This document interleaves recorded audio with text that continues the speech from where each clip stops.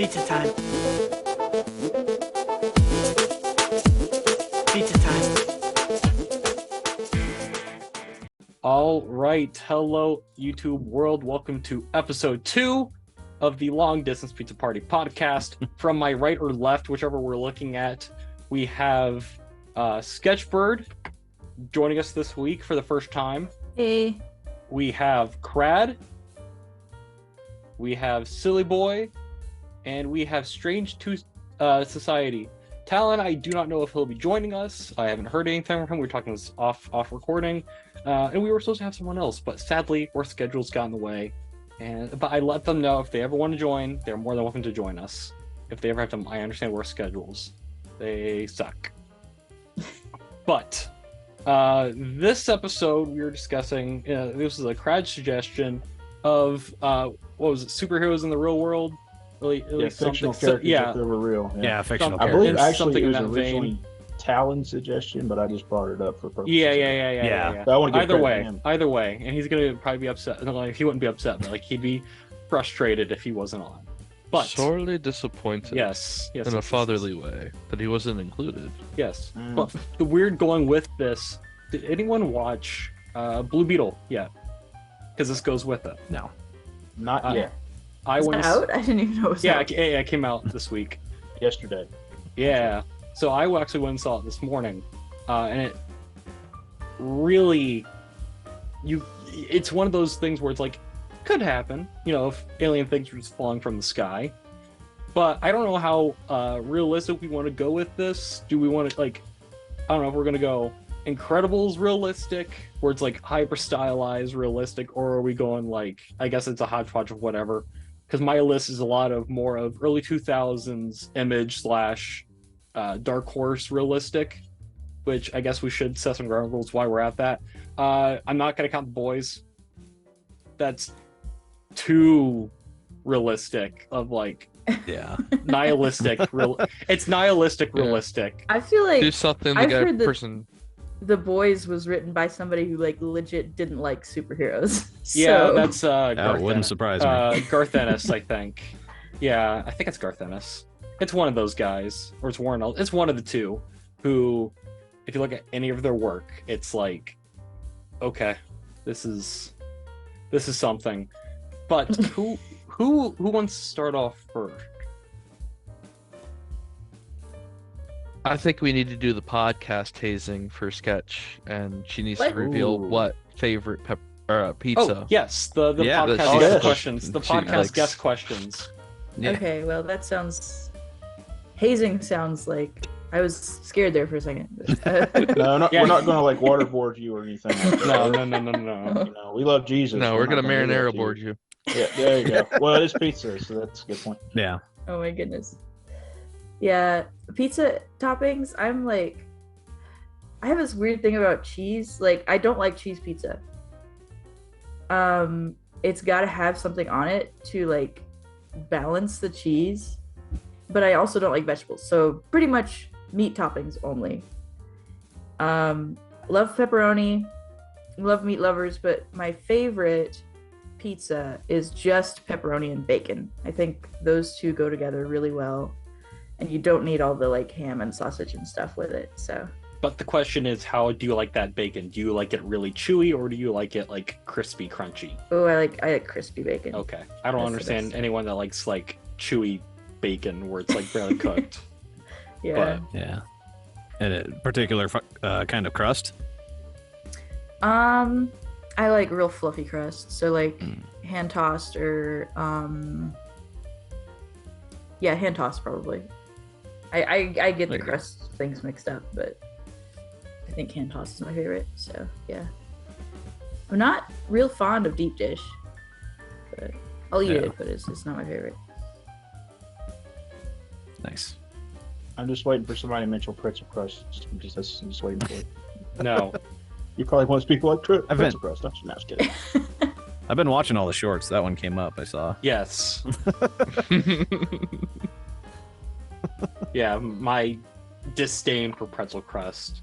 Someone commented on YouTube. He's like, "I like pretzel crust." It's like, okay. Oh my goodness. I don't think I've Thanks. ever tried pretzel crust. It's I haven't either. It's for those without hearts. It doesn't. It's not good. It doesn't sound appealing. The only way that was actually decent was like Auntie Anne's, if anyone's still got one of Ooh. those, where they had like their pizza pretzel. I love But- Auntie Anne's. We had one and it's gone now. It's been gone. Ah, Our mall has nothing in it. it's That terrible. You gotta come to where I live. They have like The two. pretzel Auntie- didn't make the dough, you know? I don't know. They have two Auntie Anne's in one mall. Ooh. Oh wow, that's wild. Nice. Yeah, no. Monopoly it's- on the pretzel industry. Yeah. Yeah, our mall. It's for a while they're like, hey, let's put a casino in here. So, and then they're like, nah, we're not doing that now. Like, good. But anyway, going with more realistic again, boys off the table. It's too faux real, where it's just like everyone's evil and a crappy person. I don't understand why people like that. Was very much. I actually saw a video earlier where someone was like explaining all the evil Superman, where like everyone wants like a realistic Superman. Like there's so many like Brightburn and like I can't think what else, but like for some reason everyone has their version of like a realistic thing, and I really don't know where that started, where fictitious characters had to be realistic, or like the start of people wanting like bringing in, like, what if like Captain America was in the real world? No universe can be better than ours. Make it horrible. Yeah.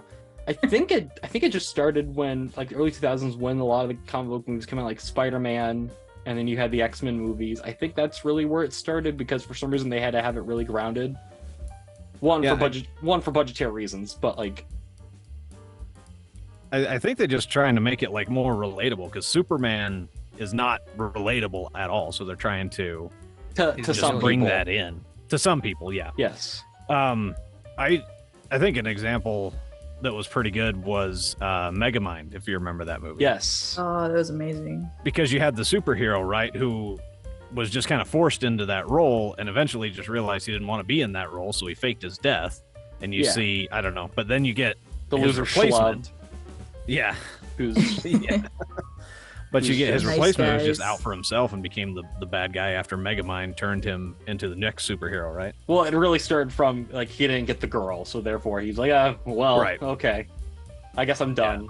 Like, Yeah. There Well, he are was. Classic problem. Yeah. I feel like it was more his character coming out than. yeah, because the movie says that really at the beginning, where he keeps inviting the girl over, and it's like, yeah, it's just me and you got a Bowser house, all this stuff, and it's like, oh, that's sketch. Like, Right? if someone came up to me and told me that, I'd be like, huh, okay, just like that doesn't sound like appealing. And for the guys that do Right. that, it's like, I don't understand that. But like at first, I get it why it has to be realistic. Like early stuff, like one budgetary reason, I get to make them more relatable.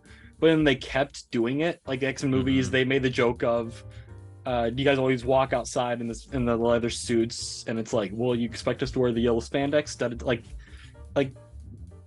I get it, but like at a certain point, I think we got past that, and I think the MCU would do more. It was more like grounded and realistic.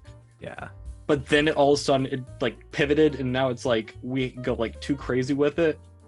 I get like, without doing gradual, a great example going with the MCU is the Ultimates, which was the original conceit for the MCU. For those that don't know, back in the early 2000s, Marvel was in the toilet, and they're like, well, we got to create something to get us out. And they're like, well, what if we do Marvel, but now? Because all these Marvel characters were created in the 60s, 70s, 80s, and this like different age sensibilities. Like, well, what if we do everything now? So instead of like radiation, it was all like science. And it's where like the MCU pulled it. It was like, well, a lot of these characters came from trying to recreate Captain America. But in doing so, Mark Millar is again one of those very negative people. So like he very much had like Captain America was very much someone that would be from the 40s if they showed up now. Like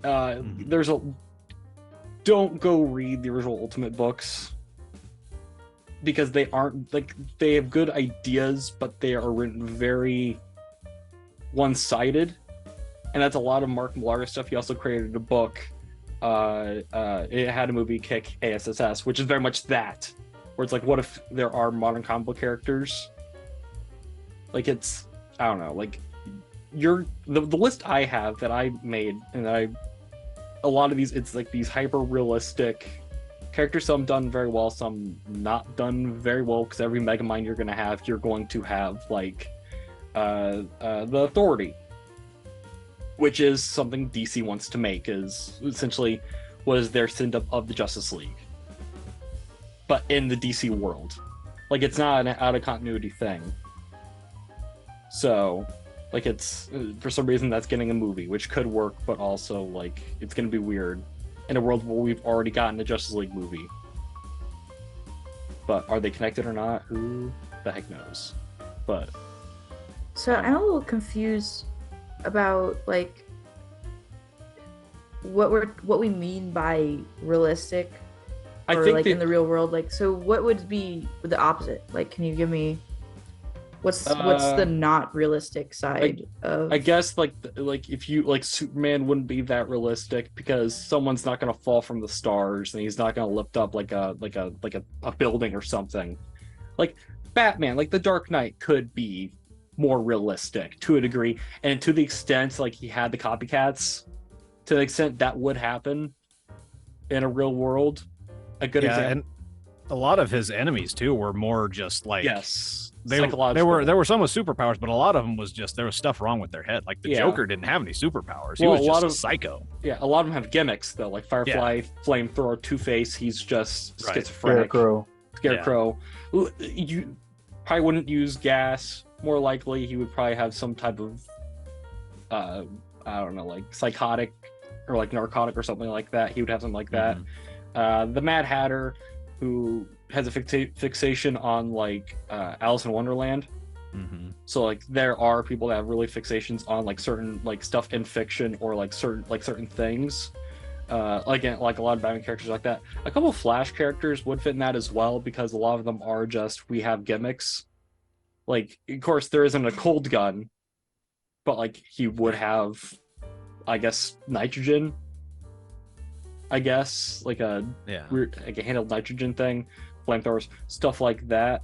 I can't think of anything else like that's, because you go further in and everything's just very high flying. You get into like Spider-Man villains; they're all animal themed. Like someone's not gonna put on a rhino suit and start like flipping cars. Yeah. Or like a Sandman. We're not like, someone's not gonna turn themselves to the sand. All Could of a see sudden. somebody like Two-Face though. Yes. Might or get badly damaged in an accident or something. Yes. Or a good example of this is you might see a Casey Jones. You like, beating someone else up with hockey equipment. There's actually, I don't know if you guys heard about this. There's a famous case in Seattle where there's a guy like beating up like thugs, or like just like carjacks. His name's Phoenix Jones. So like this is like a 10-year thing where he was like a ex UFC or MMA fighter, and then like decided, hey, I can be Batman, and started like running around like beating people. Like bought a suit, like a bulletproof suit, like $1,000 suit, and was like going around and like had a whole group of people. Like people would dress up and like would do patrols, but also like we're going to like soup kitchens, like doing actual things. Like it was like I wouldn't call it a gimmick, but they were actually trying to make a difference. Like it's kind of like a vigilante kind of character. Yeah, Interesting. It was in the news. Apparently, he tried saving a woman and like for like a purse snatcher, and like she maced him, and then and then the whole story became he was actually selling drugs, and then like he was like doing all these other things behind the scenes. Like it's all like that's where people are going. Like it's very much someone watched Dark Knight and is like, hey, I could do that. Or they watched. Where did you say I this didn't was watch taking the place? part where what? Seattle. Seattle? It happened like 10 years ago, 15 years ago, something like that. Because I remember a story. I don't remember how long ago it was. I want to say it was like somewhere in South America. And there was a guy who dressed up as Batman, worked with the local police. I want to say he was like either ex-police or ex-special forces or something like that. And worked with the local police to like be Batman for whatever town that was, whatever city that was in South America, and chase down bad guys and had the authority from the police to arrest them and stuff like that. It was. I mean, there are bounty hunters, like actual. Yeah, but he actually bounty dressed hunters. as Batman. Yeah. To do this. It's, Wow. That reminds me of strange. the the Make-A-Wish Foundation. One of the kids' wishes. There was a story where one kid wished to be Batman for a day or whatever. So there's the whole city that he Yeah, was saw that near one. just turned Was- over. Wasn't I can't there a remember which city it was though. Wasn't there a documentary on that? I think so, Probably. yeah. Probably. Which is why I probably remember it. I think I remember seeing the Not ad seen for it. it. I think it was when Dark Knight Rises came out. They had an ad for it or something like that. Like it was around that time. I think. I remember hearing about that. If you look at the technology today, and I've seen different YouTubers, and I cannot remember the name, they saved my life. But one guy in particular, Backyard the more Professor. and more, the more and more it becomes possible for like an Iron Man character to be real, because they've been testing some of these. Yeah. Things of propulsion and different things like that. So that's getting closer, I think, to a certain degree, that it could be more feasible. Yeah, than I'm it sure used the to be. government would get involved if they saw someone posting videos about like rocket technology. One, because like sure. they're starting to feel like blowing their legs off, or like Oh boy. which there are certain parts of the country where you'd expect that. I keep hearing, speaking of advancements and stuff, I keep hearing that like the U.S. government has confirmed alien life or something like that. Wasn't you it guys know by? anything about that? Wasn't it some guy just talking? Like he claimed he was like, or maybe he was like a government official. Wasn't It was that the very story? sketchy the way he presented that. Yeah, it was. Like, oh, I'm in trouble. Hey, look, there's aliens. Yeah. Yeah. Well, it's like what, a couple years ago when everyone was like, "Hey, let's raid Area 51," Mm-hmm. and Yeah. let's Naruto run into Area 51. Which was a great success. Yeah, we learned a lot from it. Yeah. So no one- they actually did, as far as I Yeah. know. Now, not to raid Area 51, I think is how we Yeah, went. yeah. But anyway, Yeah, no one thought, "Hey, if there is anything, the government's probably still there, and if I get past onto their property, they will shoot my kneecaps out." Just not to mention just putting it on social media, oh yeah. we're coming. Yeah. I was there in spirit. Yeah.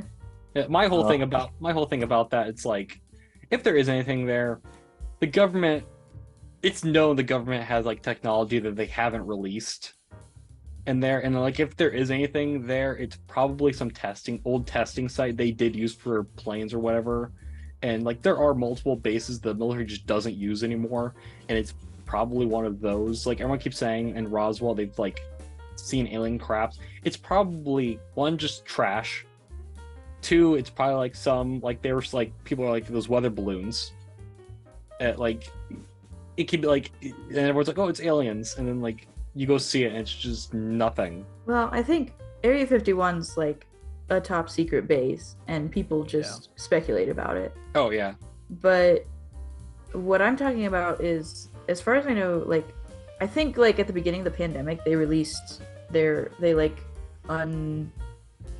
what's it called? Unclassified? Unclassified data on Or UFOs. declassified, I think, actually. Yeah, something like that. Declassified, yeah. Yeah, they declassified their info on UFOs, like all their UFO records, and like UFOs are just anything Yeah.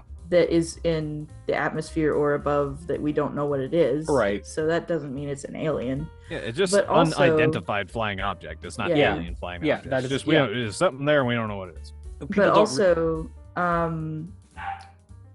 more recently, I think they said something about a spaceship, like, one that we sent out, came back with like biomatter that was not from Earth or something like that. And that was I think that is what the internet keeps talking about. Yeah, and when they say biomatter, it could be a catch-all term. It's like it's some debris from something up there that just happened to cling to something, and we just call it biomatter. Like it's like like UFO is a catch-all term. Yeah, there's Or like- there's some kind of organic something out there, but Which it could just be bacteria. I mean, yeah, it's not Yeah. like anything intelligent. yeah. Like Yeah. people don't realize when we launch rockets, stuff like goes off, and other countries have launched rockets. So if it's anything, it's probably something like caught in the atmosphere and it just eventually just came down, and it's whatever's Satellites, left. etc. Yeah. Yeah. Yeah. At some point, satellites, when they're defunct, they just get caught and they will come down. Like, you don't hear when those meteors do fall to the Earth and actually just they don't break up. You don't hear of people like, hey, I found this moon rock. No, it's like a meteor. Like, I don't know. Some people are just, I don't understand them, but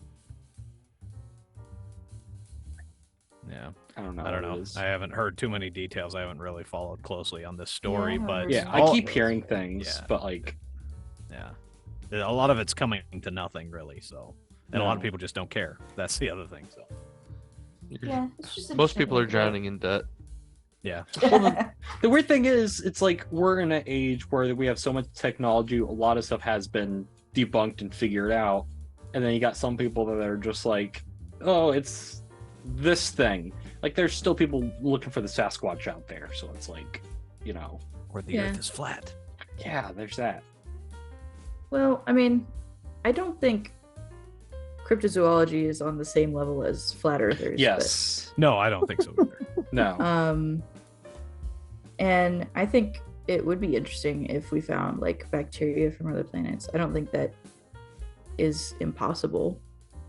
I think Feel a like lot they of found your some on beliefs Mars. about a lot of Yeah. your beliefs about, alien life comes from your worldview. So Yeah. Right.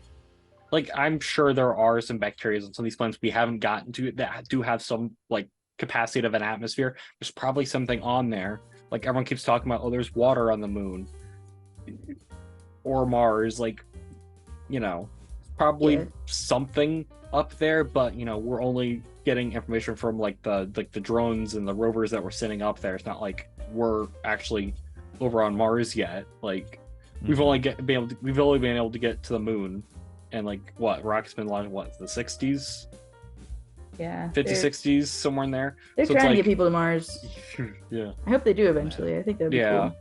Isn't that what Elon Musk was working on? That was his Yeah, probably. big thing. I think Elon and you got Jeff Bezos, and Yeah. a Well, couple other ones to a well, degree. Richard speaking Branson. speaking of rockets, do you guys hear the time they tried sending Big Bird to space? No. I have, yes. Yeah, What? so in the 70s Sesame Street decided, hey, it's educational, let's send Big Bird to space. But then quickly they were like, hey, that's a bad idea because, on a spaceship, it's compact. You have to have the actual crew, but you would also have to fit in the crew for the puppet. And then you have like the loose feathers, and like that's a problem. So like, no. Yeah. Th- Well, this- the thing is, they were tried to put Big Bird on the Challenger. That's what it was. Yeah. The Challenger, that's, the first flight that had like non-astronauts on it. Yep. And they, Yeah. they thought it was gonna be this great thing, and they were gonna, make this advancement, and then it went Oh. horribly wrong. So it's Yeah. a really good thing they didn't put Big Bird Well, on. just imagine how that would have gone. Just First of all, Oh, sorry, not to. okay, First of you're all, good. if you're going to put a Muppet on space, you got to put Gonzo, in my opinion. yes. Yes. Just because of the movie. Well, Second of Muppets all, in space, what, I mean, what- exactly? What if whoever was playing the puppet or whatever? What if, God forbid, what if the rocket blew up? How are you going to explain that to a bunch of kids Carol watching Spinney. this? It's like Yeah, that. they all that would've is been exactly the watching thing about Sesame the Well, Challenger. it would have is just the been Challenger wouldn't did just been explode. Big Bird because Carol Spinney I think played like 8 different Sesame Street Muppet characters. All right. Oh, how do so you- their like, voices Oh, boy. changed. What happened? Everybody got wiped out at one time. Huh? How are you going to Yeah. explain that in next week's episode? Yeah, right? it's like it would have been Big Bird, Oscar, Snuffleupagus, like 8 different characters would just been replaced. John. Yeah. Mm. Like their voices be are awkward. different. I just wanted to imagine like how the world would have changed. With that, be like, oh, Big Bird's dead. Very glad that Yeah. didn't happen. Oh, it's This week's episode brought to you by the letter mean- E for explosion. Oh my You say goodness. Well, they would have Explosion? done something like, oh, they had parachutes. They jumped out in time. yeah. But yeah, the Challenger was a tragedy anyway. But, Oh, Oh, definitely. for Yeah. sure. Oh yeah. For But sure. I heard that and I was like, this can't be real. I had to like look it up. I'm like, oh, well, it's legit. Okay, someone had that idea, Yep. but What an idea. A great idea. An idea that we didn't follow through. no.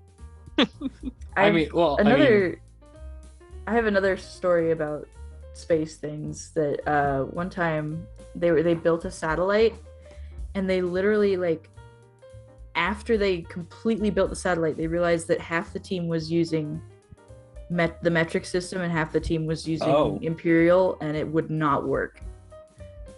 It was like completely messed up. So was this a joint project between two different countries? I don't remember. I mean, I remember that did happen one time, that different people were using different systems of measurement, and it completely messed up the satellite build. Yeah, no. Well, it's like, you know, the guy that did the submersible that was controlled by the Xbox controller. Oh yeah. No, So I now remember that. now they want to do a rocket. Oh my The same- goodness. Well, that's the So that's it's like- the sub that imploded, right? Yeah. Yeah. Now the same guy Wait, wants to really? do. Yeah. The same guy wants to do a rocket. Oh my goodness. So I mean, I guess you can't let failures stop you, but also Well, you really who would should approve learn that? from them. well, who would approve that? Too soon. Yeah. Way Someone- too soon. Someone on the board just needs to go, sir. We just had we lost a bunch of people. We lost some people on this submersible. Important people. Including Yeah. one of the co-founders Yeah. of the company. Yeah. So some hubris there that he had was like, you know what? So the water didn't work. Space should work. That's Yeah, I mean, you'd have to figure out what went wrong first, for sure. well, They used poor materials. yeah, that's what it was. Just- They because they had like a steel shell hooked onto like a carbon fiber body, and it was just like glued. And the carbon fiber, with going that deep and under pressure, that much pressure, yeah. got weaker and weaker with every trip, and it was the fifth trip, I think, that finally imploded. It's basically like playing Russian roulette with subs. Pretty much. Yeah. And somebody lost. And everyone kept 'Cause calling it a yeah. submarine, and it was a submersible. There's I mean- a big difference. And that's the one that was trying to go to Titanic, right? Yeah. Ocean Gate, Yes. yeah. Well, because I it's like love he that built it too. in his backyard. Probably Right? It was did. just like a home build. Yeah. Oh, It was like a kid. It was, like Homebrew. it was his kid's science fair project. Just Yeah. To top it all off, this Xbox controller controls it all. well, it'll be PlayStation. You know, you go one step up. Yeah, But- go. Once when we start controlling attack drones and stuff, and drones that go into space with the PS5 controller sitting in your living room, that'll be Oh. good. Oh yeah. I don't. I heard that and I was like, this can't. Hopefully, this of like, oh, this is a joke because everyone can make all the stupid jokes about. It'd be like, don't send Submersible. people into space. We're just gonna send robots into space. Yeah. I mean, Didn't that's a lot safer. didn't Bezos go to space? Wasn't he on one of those rockets? He did. Yeah. Who? As I Bezos recall. Jeff Bezos. was The guy who owns Bezos. Amazon. I Yeah. heard Diesel, and I was like, Vin Diesel? Hey, that's Fast 11. Well, I mean, both of them are bald, so I mean, there's that. That's Fast 11. That's what they're working. That's what's the next one. I'm Car yeah. in space. Wouldn't be surprised. I mean, they They already had probably do go to they had a space. rocket strapped to a car in the last one, I think, or the one before that. So I think it was appropriate that Shatner got to go. oh William yeah, he Shatner. did. Yeah. They couldn't get Picard. They couldn't get what's his name? Patrick Stewart. They didn't get him. Yeah. But I heard they changed the dictionaries, like changed the definition of astronaut so that Bezos wouldn't count. What? that's a little dictionaries- petty. The dictionaries changed the definition of astronaut so that to exclude Bezos because he went to space but he didn't have any training. What's next? Changing the definition of president to exclude Trump. Oh, we went there, ladies and gentlemen. How Only petty took us is 2 petty B? episodes. That depends if he runs next election. But I don't think Let's he's not get gonna into make it very politics. far, to be honest. I don't know. All the media's on him, so that's all you hear about. That's true. That's all you hear about. It's What was free that one publicity, saying that said all publicity is good publicity? right? I don't pay Mm. attention to that media. I mean, The Rock keeps saying he'd run, but I think he's finally stopped talking about that. Finally, it was like The Rock was doing it, Ron Perlman was doing it. I think Trump, like that, like those were the big two for some reason. I kept hearing I'm just like, okay, whatever. Like, I guess they're like, well, Reagan was an actor before he was president. I guess I could do it. Well, But you had Yeah. Schwarzenegger as governor, so true. Well, Gavin Well, Aiken. well, then you go down, you get immortalized. They call you the Governor, or you got to create a fun name. Hey, Jesse Right. Ventura was a governor. He's a wrestler. Yeah, that's before he right, did he all was. that. That's right. Minnesota, I believe. That is so frustrating. we Not should be be able. looking at people's skills and attitude rather than, I don't know, their career choice. I mean, you wouldn't be speaking about a current president, would you? But just, Oh, Now, that's the worst part with all the career politicians, and that you want to, just sit in yeah. offices and take up space. It's like, somebody from another area of life could come in and make changes in that area of life. It'd be fantastic. And then the next one comes in, makes changes for their area of life. I mean, I don't. we're care. doing it wrong. I'm just going to go ahead and say it on the land right here. I don't care if you have an R or a D beside your particular name. Guys, right now we have a 90-year-old senator who just gave her daughter power of attorney over her, who's making decisions on behalf of our country. yeah, it's. I mean, How'd we end up on politics, guys? I don't know. Good question. Because we're the I'm gonna pizza blame that party. on Silly Come Boy. Pizza party, on. come It on. happens. I'm blaming it on SillyBoy. No, pretty much. Something like that. it's all his fault. Hey, I'm a memer, okay? Yes. And a dreamer. So there we go. I'm a schemer, but no. The memer, schemer, dreamer. Does anyone have any? Since school has started for a lot of people, does anyone have any like interesting or funny school stories? Cool. If I've you had want to some- drudge them up. I've had a weird education because I was homeschooled, and then I was Christian schooled, and then I went to Christian college, and it was. Oh, so I'm sure you heard all the jokes about Christian college. And Yeah. homeschoolers. Yep. Yeah. So it was a weird time for me. And honestly, like at this point, I'm pretty sure I'm autistic and that explains a lot about my experience in school. So I wish I'd known that earlier, but yeah. I think the worst school story I have is it's I find it funny. So for context, I grew up in a still current in like the Pentecostal church, but I went to a Baptist high school. Wow, So- I feel stunted there. So no, not really. I mean, my parents did warn me, like, hey, they believe a little differently. Just be respectful. And like, I never had any like issues with it because they're all great people, and I'm still friends with a lot of them. And if Talon everyone, he knows the story. I think he knows the story. Who knows? Because he was there. But I think it was my 7th or 8th grade year. They were like, we're gonna do, because we had to do a mandatory choir class. It was a mandatory thing we had to do, which I didn't care. I was fine with.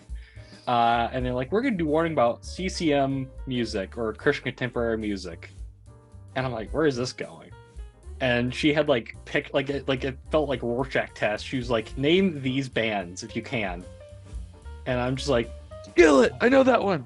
it wasn't Skillet. It was like Jars of Clay. Creed. Hardcore. Newsboys. Petra. Newsboys was on. Petra. Petra was on. There was like all these Yeah. bands I knew, and I was like, and I'm writing them down. I'm like, I don't know if I'll get in trouble for this or not. I don't know. She said not to put the names on them, but like, most teachers, they figure out your handwriting. So like, and I'm like, honestly, if I did get in trouble, my parents did tell me if anything ever happened, like they would, obviously defend me. And they knew I didn't go to a Baptist church, so like I'm like, well, what's the worst that could happen? Turned it in, and it wasn't like the conventional classroom. It was so the school we were in was in the church, so our choir class was in the main sanctuary of the church. So we're up on this stage, like where there's choir seats, and she's like, well, do some homework while we're waiting, because it was like a shorter period. And I look up and we make eye contact, and like, great, I'm suspended or something. Like, great. Nothing happened. I was really surprised. I was like, I mean, and then like I think my senior year we did the same exact thing. I was like, I mean, I don't have much else to lose. I got like a month left of this, so it's like, Senioritis. yeah, I was like, what else could happen? You know, nothing. I was really surprised. I don't think Man. they ever found out, but I mean, the time, you know, that I skipped school to Getting go in to like a trouble. concert, so with my church youth group, I'm really surprised they didn't find out. But You heathen. I mean, I got a note. Like we just labeled it as like church activity. So like, I don't know. It was very So what- interesting. So also this plays into it. What I mean, what kind of Baptists were they? Were they Southern Baptists? Were they Conservative Baptists? Were they, you know? I wouldn't call them Southern Baptist, but they were like, I really don't know. They're very much just, they always described it as Baptist. Like I know there's the different ones, but it was very much like we had to sign in like on the school form each year, be like you couldn't go to movie theaters, Oh yeah. which I never, like my parents explained like Westboro Baptist? Is that you? No.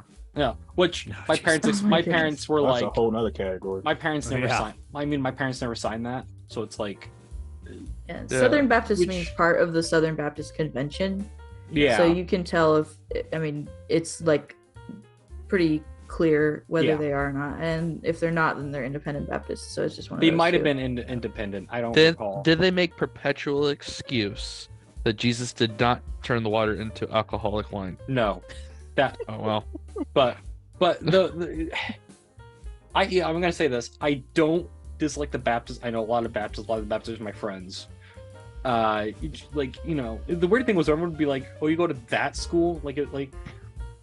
They did expect certain things out of you, but like it was like their art were teaching you something. That's why there was like the expectation. Like I had to wear a school uniform, but it was very much khakis, button up. Like that was it. That was very much. As long as the skirts were below the knee. Yes. Yeah. Yeah. Of course, you know, the Yeah, that was further my I school got, too. the further I got into it, they were like, "Oh, guys, now I got to wear these school polos with the logo on it that I hated because I hate wearing polos." Button-ups, totally fine. Polos, no, I don't like the like it's the fabric Yeah, I don't like and how of they course. fit. It's like, oh, this is awkward. You're Like, wearing a turtleneck over Yeah. your, under Yeah. your polo. but as soon as but when they implemented that, I was like, I got like 1 year left. It's fine. There you go. But like, yeah, it was interesting, and they changed a lot of stuff my senior year, which I think caused a lot of the senior stress because like I had like 8 things to do in like the last 2 months I had, like on top of like all the senior responsibilities you had. So it's like it was interesting, which, you know, I don't know if I would I would recommend at least checking out if you don't want to send your kid to like a public school, but also you don't have the time or the resources to do like a private schooling, to find some Christian school. But like, you know, again, just don't throw them in any Christian school because you always hear those stories of some of them. So it's like, But like those stories would happen in public school too. I mean, Touche. to be They'll happen honest, you anywhere. know, oh yeah. if it's gonna happen, then that's the card that your kid was dealt with. It's like, True. well, True. Yeah. And FYI, I am a Southern Baptist, so there you go. That's all right. We'll so still. as a Church of Christ, I thought I was strict. Oh. We're I'm actually fairly actually back in our also church. Baptist, independent Baptist. So, and the thing about independent Baptists is like, literally every church is different, Oh yeah. Yeah. and they're the ones that'll split over like everything. So, Oh yeah, yeah, it's yeah. like, we, you know, they really take independence seriously. well, I know in the history of our church we've split like twice. So, Oh, but boy. but one of the splits came back. So I don't know. Oh, interesting. Yeah. Never So are heard you of one that. hole right now? What's that? I'm like, so are you one hole right now? Like, What are kind we of in the split or the hole? We're in the original church, but we do have another Baptist church that's also Southern Baptist in town. We're the only 2 churches of the same denomination in our town. Nice. So, what So are the rest going of y'all back- then? Hmm? What are the rest of y'all?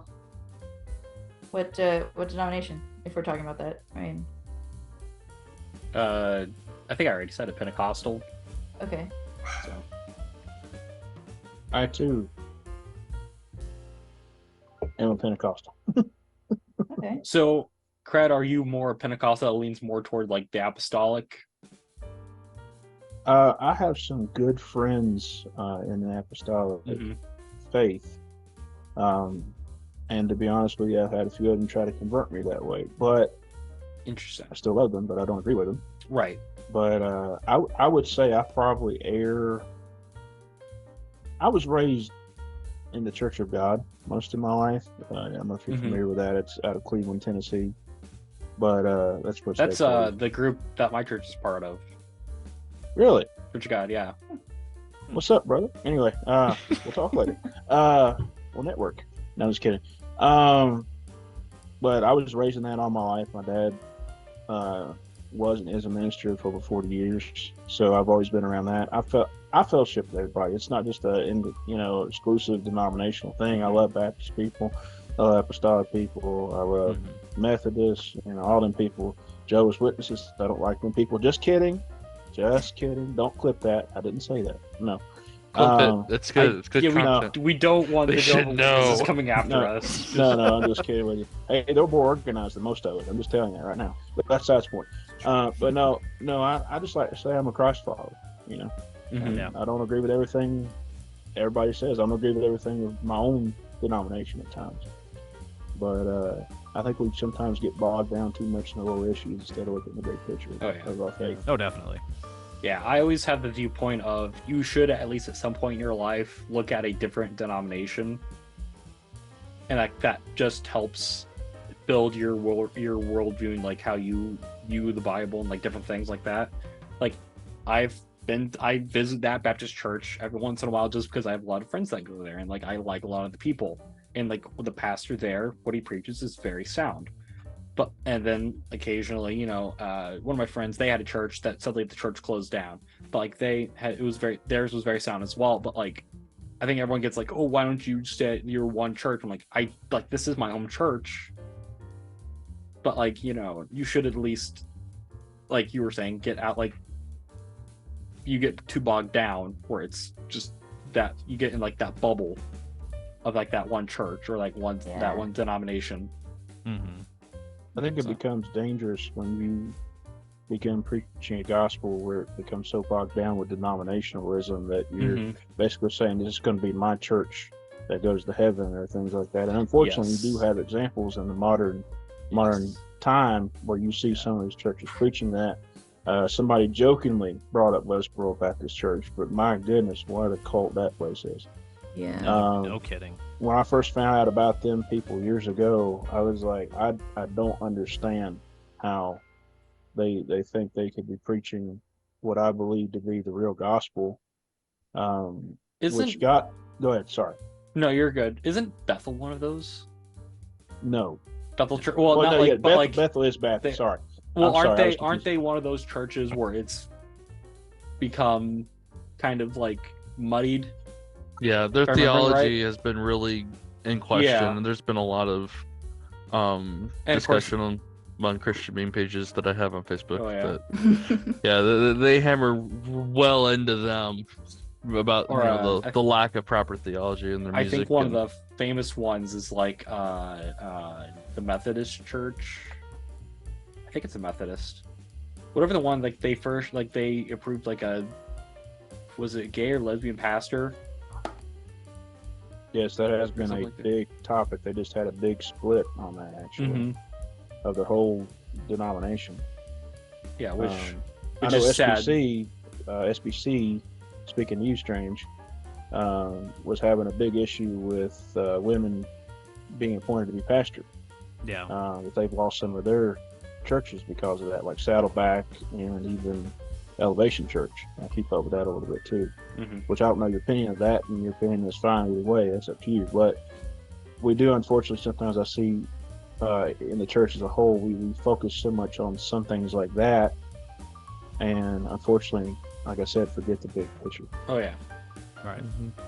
Like I've gotten into discussions like of course my church believes, and when it comes to at least the Baptist Church believes, at least this one believed once saved always saved.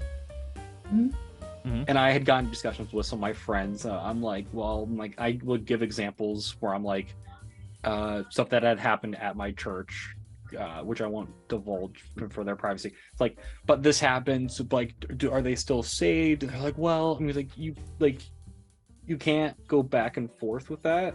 It's like, I do believe you can backslide and you can come back, but you have to confirm that new salvation because of like because you did backslide, but you're coming back as a new person. Like, you have to have that separation from new to old. And when you go back to the old, you come out differently from that. Like, there's these like famous stories you always hear, like those stories, like the pastor did something behind the scenes, but are they still saved when they're kicked out of the church?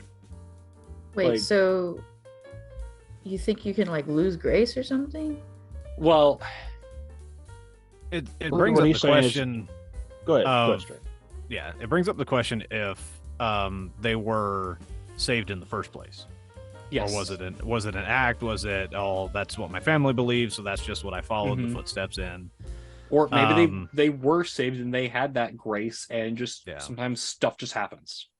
Yeah, and stuff in your life happens, and you don't think you believe in it anymore. Maybe at one point you did, and then just you kind of lose that. You know, it also goes into how grounded were you in that.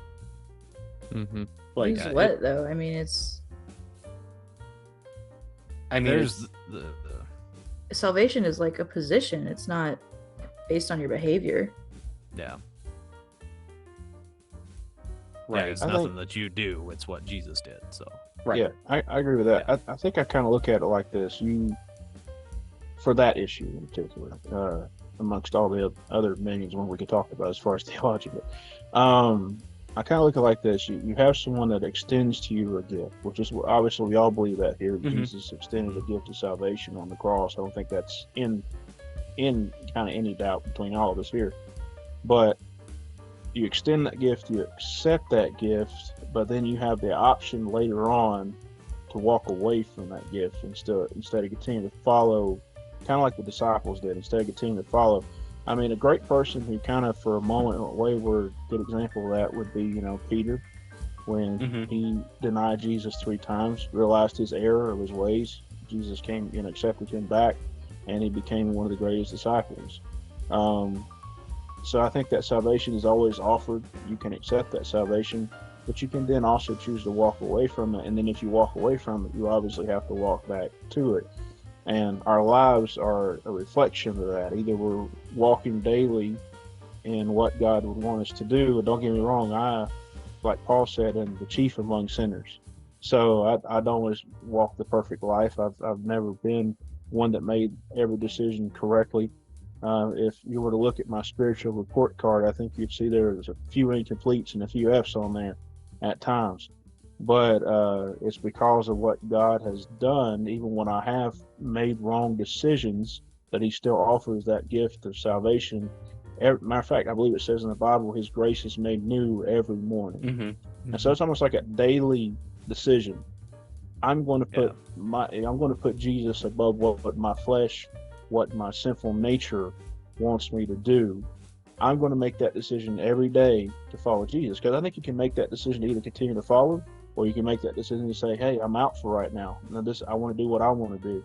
And Jesus is still saying, hey, I'm here. You can make this decision to come follow me. But you have to make that decision every day. That's just my opinion. What do you think eternal life means then? I think eternal life, the gift of eternal life, really doesn't start until our life here is over. This is my opinion. This is I would call this a dress rehearsal to eternal life, in a way. Because here we're still infallible. Yeah. We're still fallible. We still deal with sin. We still deal with the consequences of our sin. I deal with consequences of decisions that I made 10 years ago. Some decisions that I should not have made, and I walked down the wrong path, and I'm still paying for those. And so if I'm paying for decisions I made in the physical, then I don't see why I should not pay for decisions that I made in the spiritual as well. Like I said, I consider this a dress rehearsal for eternal life. I think eternal life only begins when the moment of our physical life ends. It's just me. So, I boy, guess if I may that's ask, one difference then, because I believe it begins at the moment of salvation. and that's fine, and I respect that. I respect that. I'm not here to disagree with you. I just know what's happened for me, and that's perfectly fine. One thing I love about the opportunity here with this podcast is that we do have different views, and we're not afraid, and we're okay to share them. This is a safe space, so to speak, to share them. Yeah, absolutely. And Yeah. the baseline, I think, for all of us here, is that we made a decision to follow Jesus. That's the baseline. And the rest of it is we'll work it out. But that's where it starts at, and that's what I'm That and encouraged we're by. nerds. yes, And we're nerds. That helps. and Forgot about that part. to go with any viewers that do see this later, if you don't agree with everything, that's fine. That's We still love 100%. it. Yeah, that's 100% fine. And if you do want to join our group, link around the description. You can join the Discord. And the whole That Christian Geek. I actually have the video link where Jake describes everything because I think he explains it way better than what I can. Yeah. So, which hopefully he's going to be on soon. I was talking to him the other day, so that's another future episode idea. But And I apologize if I overtalk, by the way. oh no, you are 100% fine. You're fine. Does anyone want to talk about anything else? I want to find out where SillyBoy's coming from, because I don't think I heard him mention his actual denomination. Yeah, I was hoping for that. Don't think Unless he we doesn't forgot want to about talk you about over it, I there. mean that's fine. Well, You're not one of the snake handlers, are you? No, I'm just kidding. No. I was actually reminded, growing up, because being homeschooled, I don't have an actual school story or anything. So a lot of my time was spent at home, and I did play a lot of free-to-play games that I could get my hands on. One of these free-to-play games, I joined a Christian clan, basically, and it was really interesting because for several months I purposefully didn't bother to mention my denomination in any shape, form, or facet, yeah. which is really, like a secret agent kind of undercover dude, type Oh my of thing. But no, I had mentioned a little earlier. If you go back into the recording, you'll hear it, maybe you won't. I don't know how well Nathan can or Nathan's recording my voice ends up how loud it is or anything, but They sounded fine. Yeah, I have I've grown up in a Church of Christ in Northwest Indiana, and we do our best to try and hit all the examples in scripture about being a local congregation who is autonomous and doing what they ought to be doing for the Lord. And so we have multiple elders / pastors. We do have a guy who gets up and preaches, and I think within the past, I want to say the past decade, maybe 15 years, he's become an elder. One of 4 that we've served. My dad also serves as well in that point, but obviously our view of like eldership is where it's like it's an honor and a service that these men really wanted to do to help shepherd Christ's flock there, and so that's where we come from, and we talk about the gospel and about how Christ died for our sins, and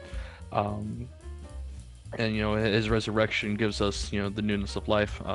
My dad is currently going through Romans in the adult Bible class that we have, and so we've recently been talking a lot about actually I think we've only made it to chapter 4 so far. I think we just passed chapter 4 the last time I was there, so we're not quite there to all the talking about how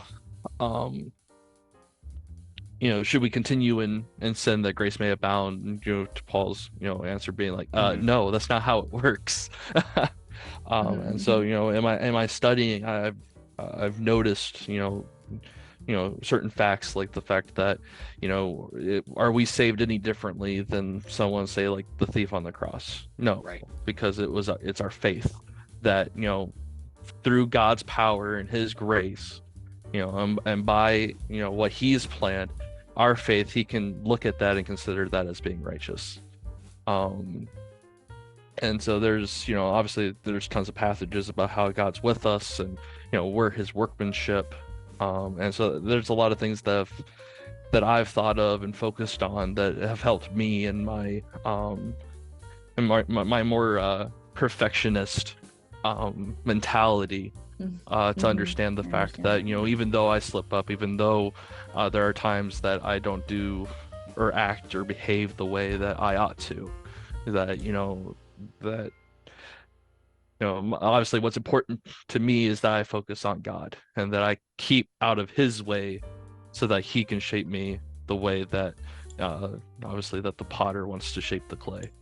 And so that's where I come from. It's very apparent, obviously, like the once saved always saved thing. And it used to be that I'd always hear that as a kid and be like, well, that sounds like an excuse to just do the whole shall we continue in sin that makes great name out. Absolutely no. That's not how that that's not how that works. But it's one of those points where it's like, when you are saved, that Jesus is reigning now in heaven, and how us coming to Him and giving our lives to Him, in that faith, how could we do anything but follow Him and work for Him, and be gracious or thankful be thankful to Him for the things that He has blessed us with and the opportunities that He's given to us, and then of course always, no matter what circumstance, His loving protective care, and then to be able to be in a position like Shadrach, Meshach, and Abednego, where it's like that we will serve the Lord our God and serve Him only, and even if He doesn't save us in the times that we might physically need it, He is still God, and He is still worthy of worship. Amen. My son's going off. May I pivot on the topic, if you don't mind, off of that? Pivot it. Something just popped in my head. Since something that Sketch says, one thing we all have in common, we love Jesus and we're all geeks and nerds. How does your faith, this is to anybody, how does your faith affect your nerdiness, or how does your nerdiness affect your faith? To anybody. I feel like, it gives me a perspective on media, any media, that, other people wouldn't have. Like, I grew up real sheltered, and there was a time that I was just kind of afraid of anything that was like unfamiliar to my faith. But since then, I've learned to find the good in a lot of different media, and just kind of, of course, I'm sort of I think like more deeply than a lot of people I know about stuff. So, and I'm always looking at what's the worldview behind this whenever I'm watching something, and I enjoy when I find something that promotes good stuff, whether or not it's from a Christian source. But yeah, that's kind of how I feel about it. Yeah, I'd have to say my kind of viewpoints evolved over time, because I'm careful about what I consume, but at the same time, I don't like. When I was a teenager, there was the big stink over Harry Potter, right? If you're a Christian, you shouldn't be having to do anything to do with Harry Potter. And I was surrounded by people who felt that way. And so I didn't really do anything with that. But as I gained more confidence in my faith, I started having less and less of a problem with it, because there's still a lot of allegories within Harry Potter, intentional or not, that were put in there to reflect Jesus and the Bible and certain stories out of that.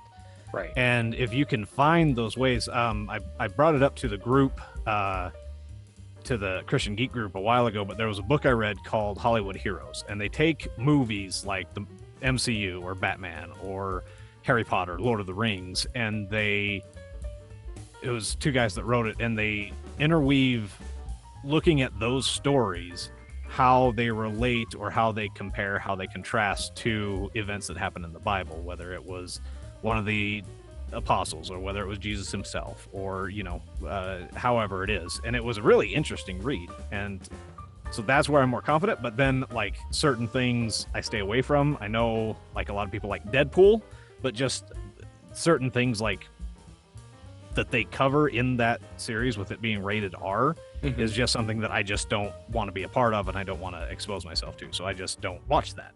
And if other Christians want to watch that, that's their choice. A lot of this is about, how strong is your faith? How strong are you in your faith? And what do you want to do with it?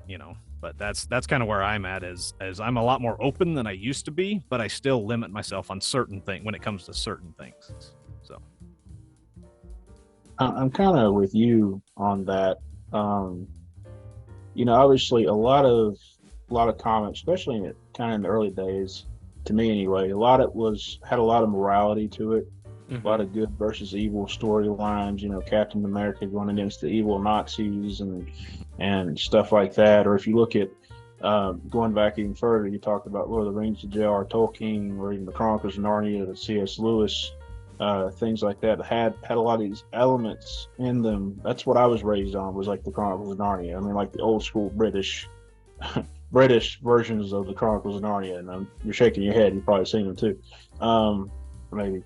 But so some of that informs me. I see some of that, and again, like you said, you can kind of compare and contrast some of the Bible stories, and of course with particularly Chronicles, Aslan being compared to Jesus, and Lion, the Witch, of the Wardrobe, things like that. I believe it was. So just things like that. You can kind of see those coming out in today's society. It's nice to know, and I'm glad the Christian Geek did form this group that we're all a part of. It's nice to know that there are others out there that share some of the same views as I have, and that even in the midst of the geekiness and the nerdiness, that we share a common bond, and that hopefully when we go to like Comic-Cons, or when we talk with people, or go to maybe comic book shops, or different things like that, we can, or even your local Walmart, whatever. You can be a positive force while still being a part of the greater geeky community, I guess. Yeah, I think it's important to allow yourself to be aware of a lot of these things, or even be part of some of these things, so that you can relate to people and take those stories. And if you found those contrasting and compare stories to biblical stories and events, then that can be like the causeway to lead into those kind of conversations, right? Right. I believe it was Paul that said, "I am all things to all people." So yeah, I think if he was with you and you were talking about, say fishing, he would talk to you about fishing, or whatever. And so I think that's kind of what you're saying with that. Exactly. Yeah. Yeah, I'm not the biggest fan of Harry Potter. Like I'm not like the biggest fan. Like, to me that was never interesting to me, so I never like went out and like read the books or watched the movies. And like, to me, I see it as what it could invite in a way. Like, but like you were saying, Strange, depends on how strong your faith is and how you view it. Like, everyone's got a different. Because I had a bunch of friends that did watch and I didn't. My parents were always like, they gave me an explanation, and but of course, the older I got, the more I would read on and do research on it. Like, because as long as you do something like that, instead of just going like, well, I'm not gonna do it because my parents say, as long as you, I guess, back it up, the older you get, because what happens when you're on your own? Like, you can't I guess that's how it affects when I absorb different fiction and stuff like that. It's how I view it. Like, if I feel like I get like a feeling about certain things, or like I'm watching something, I'm like, like I checked out Jupiter's Legacy. It was on Netflix, and there is stuff in there where it's like, it's interesting, but also it's very adult. I'm like, oh, this feels weird. Like, and I don't mind more adult take on things, but not for the sake of being adult.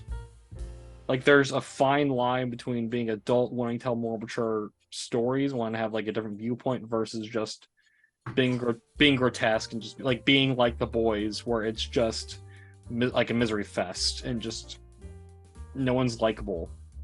Even though, like, arguably, Yeah. they made a lot of the characters, like, you could argue, but people argue, like, they made more characters more likable, but, like, there's that fine line in things.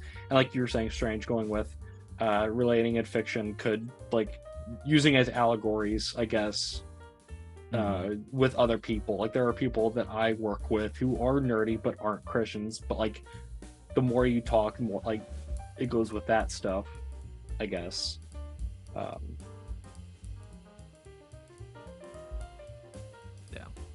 Because in that book that I mentioned, they talk about, like, these stories are just modern day parables, right? And Jesus used parables all the time, talking about some situation, something that didn't happen, it wasn't real, but it connected to what it needed to what the message he was trying to get out. And, like, you could do that with, like, Captain America, right? The goody two shoes and you know, all that, or also Iron Man and all the issues that he struggled with, Right. and just relate that back to everything. So Yeah. Another thing is, like, when I was younger, you know, my parents they'd filter what media I was allowed to watch. And there was some stuff that they wouldn't let me watch. They wouldn't let me, they wouldn't let me get into, that once I grew up, I understood better why. And I think Harry Potter's a good example, because my sister is really into Harry Potter now. She loves the fantasy. She loves the,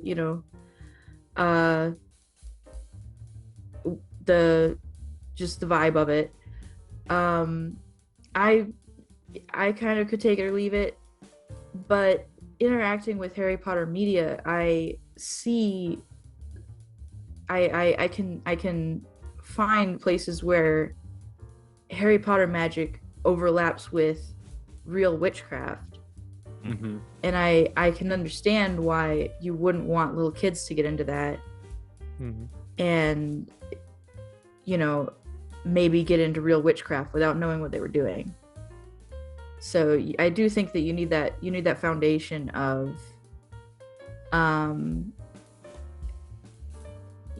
really knowing what you believe and why you believe it.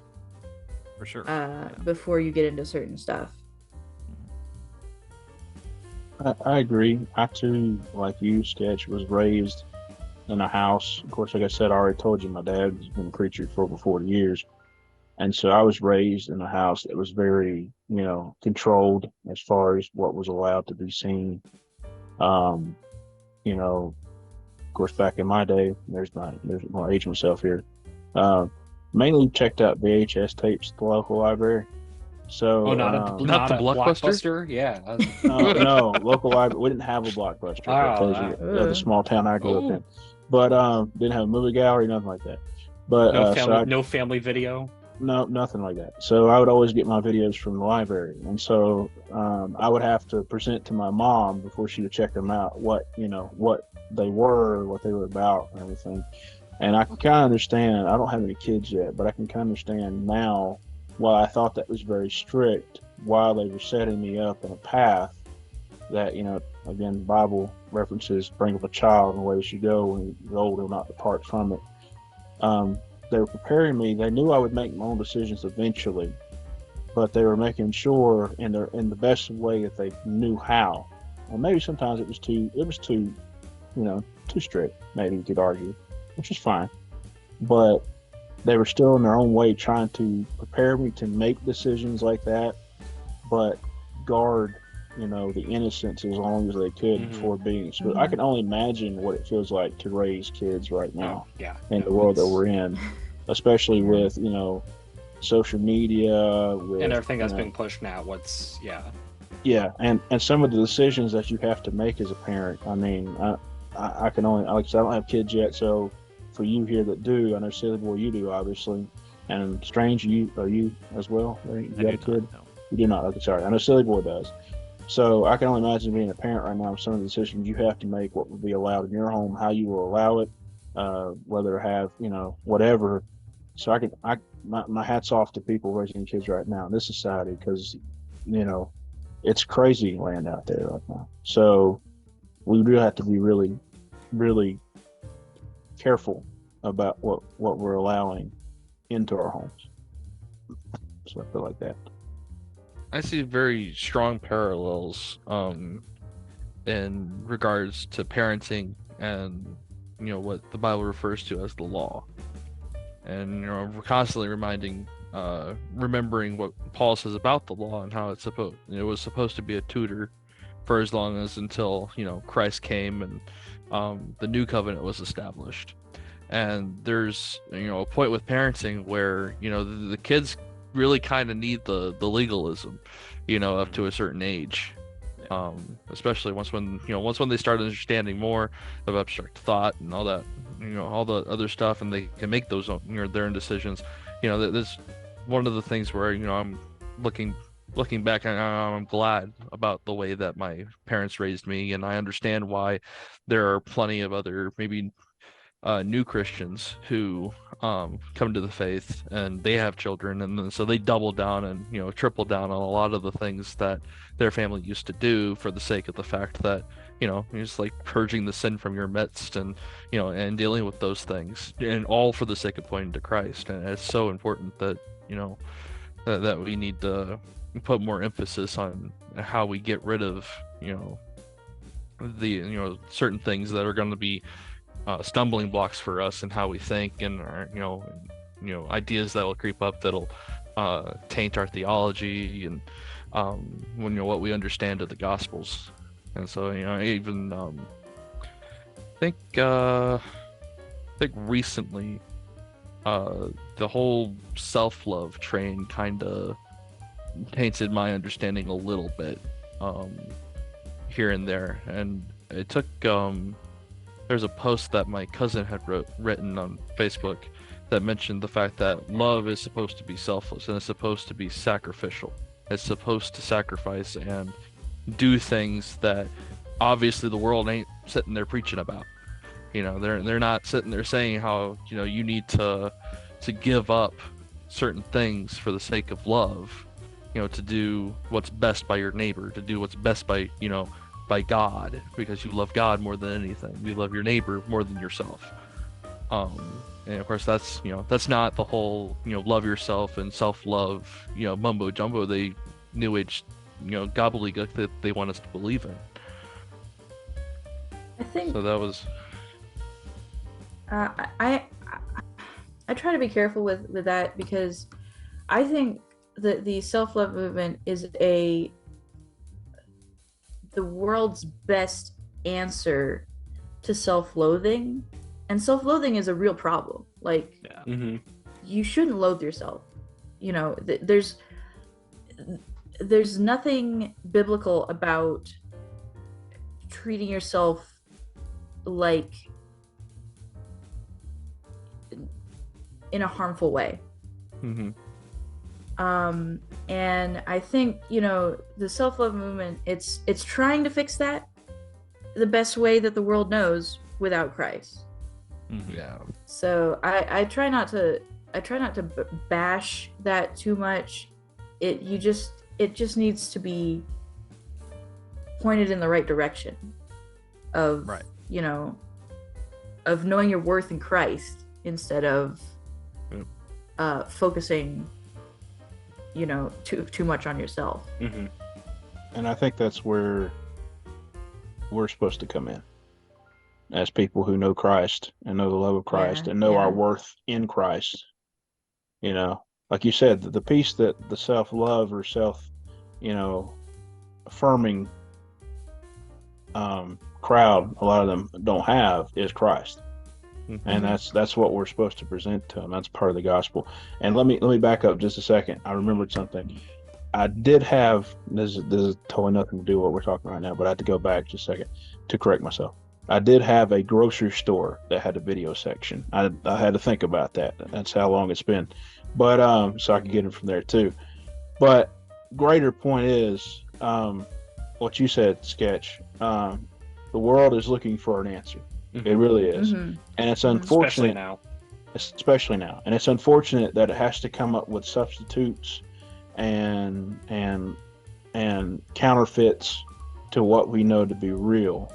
And that's part of why we're here on this podcast, is to say, hey guys, we've been where you've been, and this is how we're living our lives. This is how we're impacted by the today's events, how we're living, walking this out in today's society. And we got to be scared not to talk about some of the issues that aren't very how I say, well, not very sweet, I guess you could say. And it could be tough at times, and I think we may come to those sometime. I don't know, but I know one thing: this podcast has really gone places tonight that I did not know it was going to go. Yeah. I think this episode title would be called "Getting Real and Talking About Realistic Superheroes." I think that's there you go. what it's been called. Yeah.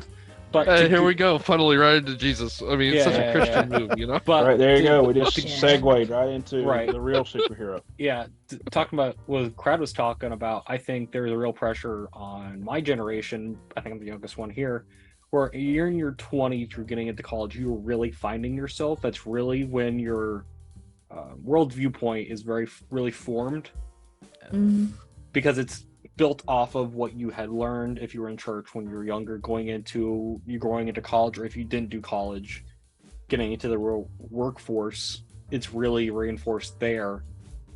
And like everyone's looking for something. Like, I know so many people I worked with and went to school with, the little college I did, where they were always looking for these certain things. And if you just look them up, because I would look up my classmates just to like kind of get them to know a little bit, like trying to interact with them, because I'm one of those people where I'm like, I'm not overly social person, but I'm like, I still want to have some like communication with you or follow up outside of the class in some type of form. So it was always like, oh, okay, they believe this, or oh, they have this lifestyle, okay. And it's really hard just looking at them and not trying to judge them, because everyone had like, this sounds very different. Like, how do they view me walking into the classroom, so, or like stuff like that, or how did it like carry out I'm carried. So it's like, that's partially why I really started doing YouTube in the first place back when I started it back when I did start college, like shortly before I started college. It was really like, I wanted a tool to gain confidence because I had to take a bunch of communication classes. Two, I wanted to do something like to reach out. Little did I know is that I'd be helping out doing the kids' church, but but like, I wanted to do in some form, but I didn't know what. Because I didn't want to label myself being Christian, not because I wasn't scared of it, but also I didn't want people getting like that connotation. Because there is some Christian media you see, and it's very off-putting to a lot of people. And I didn't want to be that, but also I didn't want those where it's like, you get like some bands where it's like, there's Christians in a band versus a Christian band. Yeah. I didn't want that either, so it was very much like, well, where do I go? And it really took a couple different formations for where I am now, where it's like, I mean, I do food reviews, but like, people watching my videos could just see like, oh, there's something different about him, and they just do a little research and they find different stuff. So it's like, it's kind of how that works. Just, I guess, is being on the internet, you get certain viewpoints, I guess. It's interesting, I guess. Just that's how my viewpoint works. Yeah, that's kind of how I started too with the Let's Play channel. Is there are a lot of Let's Plays out there, a lot of Let's Players, but some of them, crude humor or just go off on these other things, and I wanted to do something different, cleaner, and educated, and stuff like that, where it's a gaming channel, but I am a Christian, and we can have those conversations, but that's not necessarily the main thing that I do, but it's a part of it. You know what I mean? So yeah, and for me, I'm kind of the same way. Like, I'm trying to start gaming on YouTube and sometimes Twitch. And part of what motivated me to do that was I noticed, I started watching other Let's Players and other YouTube, and I've noticed nihilism whenever people get into talking about philosophy and stuff, they just assume nihilism. It's like it's what's popular right now, and it's just kind of what everyone thinks that everyone else is already thinking, and so they don't even notice that they're injecting that into their videos. And so that's why I was like, I would like to, offer an alternative worldview. If they can get on here and talk about their worldview and be popular, then I should be able to do the same thing and just at least give people that alternative. Does that make sense? Yeah. Yeah. Okay. Totally. Sometimes I'm not sure if I'm communicating very well, but yeah, Communicating. Isn't it pronounced nihilism? probably. Supposed to be. I've heard it Phonetics. both You can always ways. tell when somebody's Oh, yeah. read more than they've talked and Phonetics. listened. Oh, yeah. Potato, patata. Yeah, Aunt, Just because you know how to spell Yeah. it doesn't mean you know how to say it. All right. exactly. Yeah, nihilism. Just because I know how to say it, I can't Nihilism. spell Like the it. river in Yeah. Egypt. Yeah. Okay. Nihilism. Study the Nile. Something about Yeah. turning the Nile into blood. Nihilism. Something like that. Yeah. So Wow, heavy topics, guys. Oh Heavy yes. topics. I like it though. I like it. Yes. Yeah, it's good. And again, if you don't like something like that, there is another episode you can go watch, or there's other stuff on there, but but appreciate for those who do watch or listen, Yeah. wherever it's at. But And I would say also to anybody that watches this, if they don't agree with us, then like I said, we still love you. We don't Mhm. hate you. And I'm afraid that sometimes, and I believe everybody here can agree that somebody hears the word Christian, and automatically it's us versus them. oh yes, Mhm. yes. yeah. That's not what That's not what we're No. here for. It's not an us versus them area here.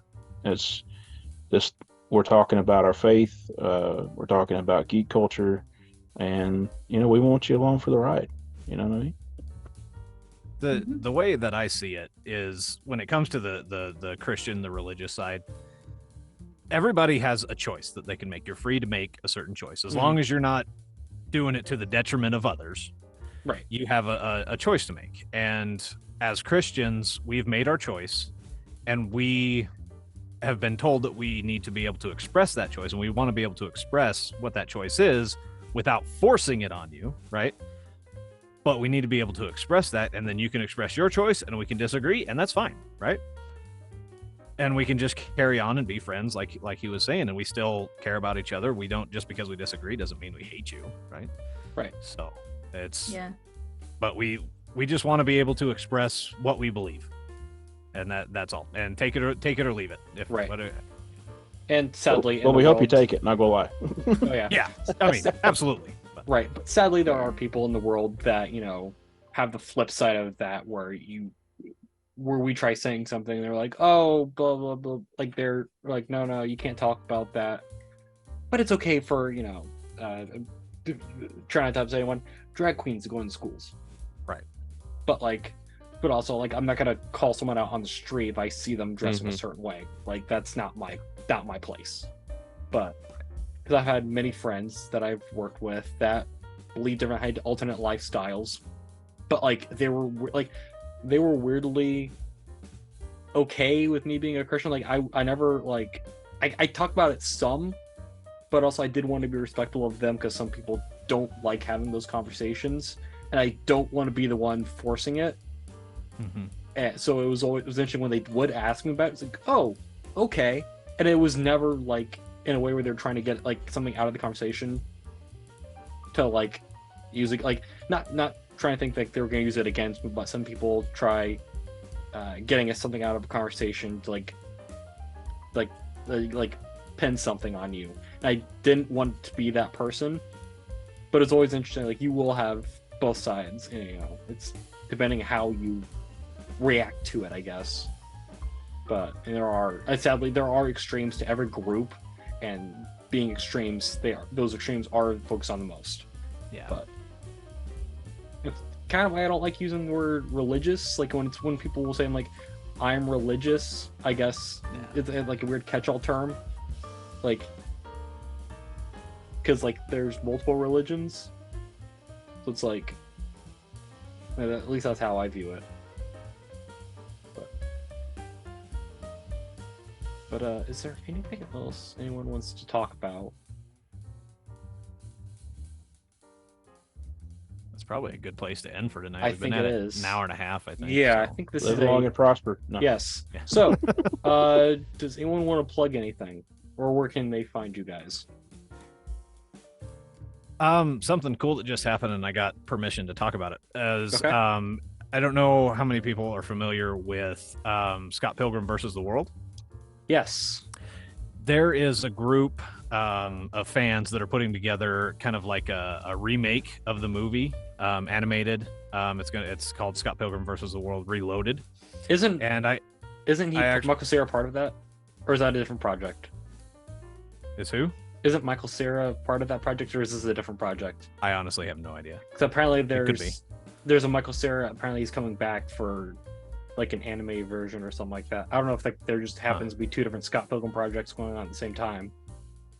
It's I don't possible. know. I saw a weird meme about it. So But well, anyway, I got cast as the narrator for that. Nice. So Hey, Nice. cool. so that'll be awesome. I can the teaser trailers are out, so I could link those. They're on Nice. Facebook. So Gotcha. yeah. Nice. I guess you could find me on YouTube at Nathan's Fast Talk Food Reviews. You can also find me most other social media platforms, mainly Facebook, Twitter, Instagram, or I'm sorry, X, or whatever you want to call it, and Thread. Those are like the main ones I use.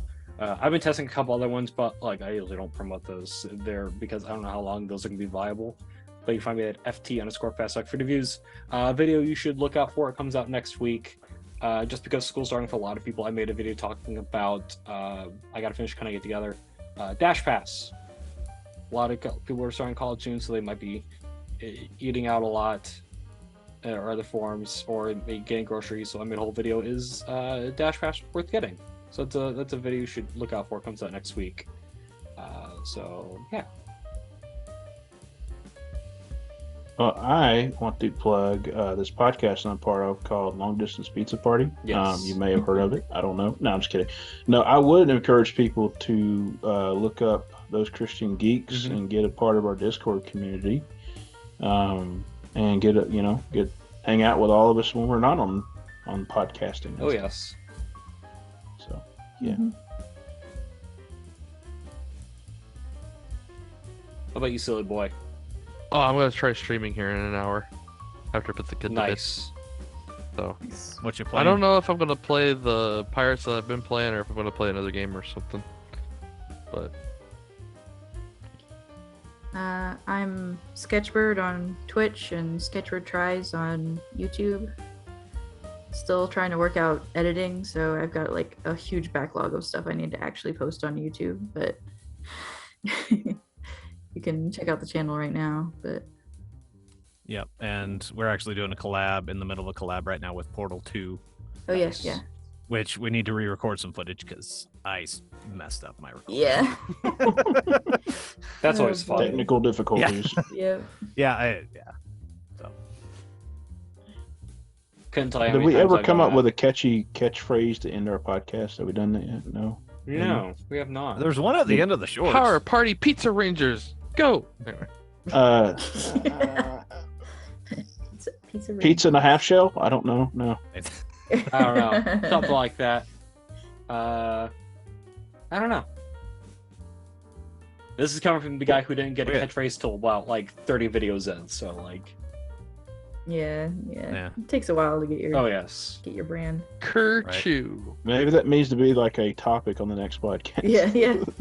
Catchphrase. There you Big phrases for the Yes. podcast. So Yeah. stay tuned, guys. We record every other week. I think that's the current plan. Currently, I'm still in contact with that Christian geek Jake. I'm still trying to contact him whenever he's free. I know he's back to posting videos recently, so he's still trying to get back into things. Talon, he's not here this week, but you can check him out at Geek Gallery Art on Instagram. The links are all down below. I have them all. I'll just put sketchboards in, but all links to find all this stuff is down below. So without further ado, guys, hope you guys enjoyed the video, And if you're on the Goodbye. Google platforms or whatever, hope you guys had a good listen.